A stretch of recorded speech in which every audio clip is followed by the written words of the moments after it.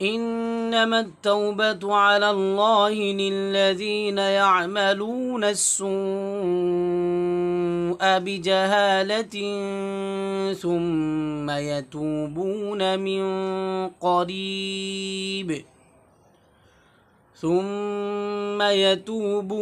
من قريب فأولئك يتوب الله عليهم وكان الله عليما حكيما।